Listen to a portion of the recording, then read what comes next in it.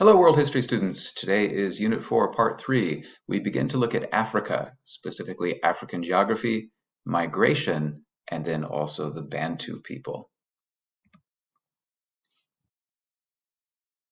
When we look at the geography of Africa, you have to realize how incredibly large Africa is. It is the second largest continent, the first largest continent, of course, being Asia. It's very large. The United States kind of fits right in where you see the Sahara Desert, and so it's really quite enormous. Most all of Africa sits on a plateau, and then the plateau rapidly descends to very narrow coastlines. And there are on the coastlines very few natural ports or harbors, which makes it difficult to bring your ships in and stay for a while or to trade with the local people. Also, when you're looking at all of these rivers that are flowing into the various oceans all around, those rivers have a lot of waterfalls. And so you can only go a very short distance, usually up those rivers, before no longer being able to use your boat or your ship, which makes traveling inland really quite impossible. If you notice on that last map, and I'll show you that again, there are really three different kinds of environments in Africa. One is desert. You have the Sahara Desert way up at the top, the northern part of Africa. And then at the bottom, you have the Kalahari Desert. And then in the very center are a bunch of dense tropical rainforests. And then there are savannas, which is kind of what I think about when I think about African geography, quite frankly. Those grassy plains with a lot of very nice and interesting animals that live there. Let's go back really quickly to look at those three different environments once again. You can see the Sahara Desert up at the top, and then the Kalahari Desert sort of in the southwestern part of the continent. And then you can see the Congo River in the center, and that stuff that is the darker green, of course, is the part with the dense jungle. And then this sort of lighter green color between the darker green and the deserts is what we view as the savanna. So once again, desert, tropical rainforests, and then savannas. Now, each one of those has challenges to humankind living in it. The deserts are really quite unsuitable for human life. There are some oases or kind of like water holes or watering holes in parts of the deserts, but for the most part, it is just sand and sand dunes. Movement through them, through these deserts, is really quite difficult. This is people generally had to get to an oasis to get water and then move on to the next oasis. This is one of the reasons why people started using camels to traverse these deserts. Humans oftentimes try to overcome their environment, and one way of doing that, at least here in Africa, was to use the camel to get across those deserts. There are also the tropical rainforests. They are really filled with all kinds of plants and animals, but it's really quite difficult to live there, especially in larger numbers. There are deadly insects that live inside of these tropical rainforests. The tsetse fly is one that can bite humans and animals and give them a sleeping sickness, which can be deadly. There are also mosquitoes that carry malaria, which is bad for people, can be deadly as well. Also, there really isn't very much sunlight underneath the canopy. The canopy is at the top of the rainforest. That's where all the very tall trees and plants are. And beneath that, there just isn't really a whole lot of light, and there really isn't a whole lot of nutrients in the soil that stick around for any length of time. So it's very difficult to grow things in the tropical rainforest, even though it's really quite rich in having fertile soil. Once again, that fertile soil really gets used up pretty quickly. When you get to the savannas have dry and rainy seasons. You might remember the monsoons that we talked about in India. It's kind of like that. Part of the year it's very dry, part of the year it's very rainy, and when it rains a lot, then the topsoil, the part of the soil that is fertile, is washed away and it doesn't really get replenished very often. So there's a very thin topsoil.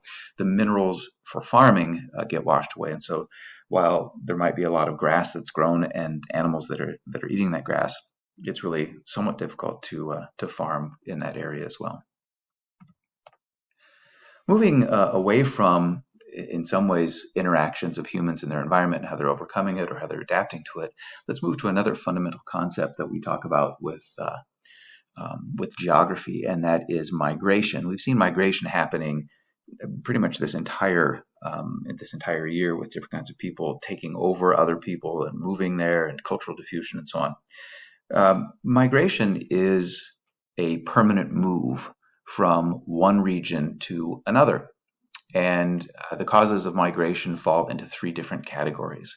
Sometimes there are environmental causes or environmental reasons for people moving from one place to another. There are also economic reasons that someone might move from one place to another. And then also there are political reasons that someone might move from one place to another. Early in world history, we see that a lot of people are moving because of environmental factors. As people begin to be able to adapt to their environment, interacting with their environment, overcoming environmental factors. Then later history, we have causes that were more economic and political in nature. And then right now, we're sort of at a period of time when thinking about the future, where the environment has been damaged by humans, that in the future the causes will be all three, that there's going to be environmental factors that people are going to be moving for or because of, and then also economic and political. There are basically two different kinds of reasons for for migration. One of them is called push factors, things that push people away from an area to go to a different place. And so some of the things that might push people to leave a place would be, an environmental factor of drought, or the environmental factor of famine. There's no water, there's no food, there isn't clean water, there isn't enough food, and people might want to leave an area to go to a place that has those things. You could also have weather changes. We can see that happening in certain parts of the world. They're getting wetter or they're getting drier, and that might push people out of a certain place. They maybe had better weather at one point in time, and now the weather has changed and it's affecting them negatively. There might be no resources, or they might run out of resources in a place. You could use up, all of the oil that you have in your country, or coal, or really just about anything. You run out of resources, or maybe you never had resources in your country to start off with, and so that might be a reason why people won't stick around. Slavery is a pretty specific thing to talk about, but you can imagine that places that were used by some people to grab slaves and then take them and sell them to somebody else, that you would want to escape a place that is kind of a hunting ground for slaves. Wars break out. People flee wars all the time. It's a very sad thing that happens too, but it does.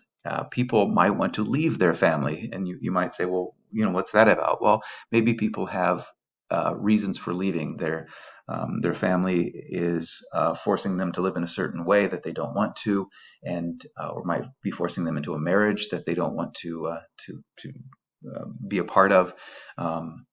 Those are some of the reasons that people might want to leave their family and go elsewhere for freedom, to get away from their family. Natural disasters happen all the time, earthquakes and tsunamis and so on. People might flee a place because that has happened and it's ruined everything. There might be some economic difficulties that exist, high unemployment, no opportunities for success, no opportunities for jobs. Maybe you've got a place that has a culture that doesn't allow women to work or work in certain fields. People might want to flee that. If the education system is bad, or you don't have the opportunity to have an education, people might want to flee that. And then, once again, no jobs. And then sadly, there's all kinds of ways that one group of people don't like another group of people. And so when a group is being mistreated for religious reasons, or their ethnicity, or for political reasons, all reasons that would push people away from a place and make them want to go elsewhere. The flip side of that are pull factors. Let me see if I can find that really quickly. Yeah, pull factors. And pull factors are good things. Pull factors are reasons that people might want to go to a place. They see a place, they hear about a place, and they say, oh, it's peaceful there. Or I hear that there's a good education system, or there's enough food for everybody. There are jobs available. Maybe there are resources available or new resources available. Sometimes people just want to go someplace because it's different. They have a need for adventure. Maybe part of the family is already in this new place and they want to be reunited with their family. There could be more opportunities for employment, for education, for whatever, better healthcare. If we're talking about nowadays, maybe not so much in the past, maybe just the ability to own land or to own a house. That could be something, or better weather. You see a lot of people.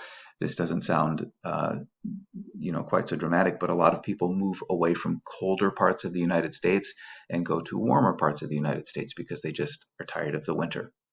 And then, of course, if a place is offering political freedom or religious freedom or the ethnic freedom, then people are going to want to go there as well. Possible positives from migration. In other words, you have a bunch of migrants coming into a place, and why that might be good for a place to accept immigrants or to accept migrants is that maybe that place has a labor need. Maybe there are people that place wants to hire to fill jobs that the people who are there don't want to do, or to populate an area. Sometimes places are underpopulated.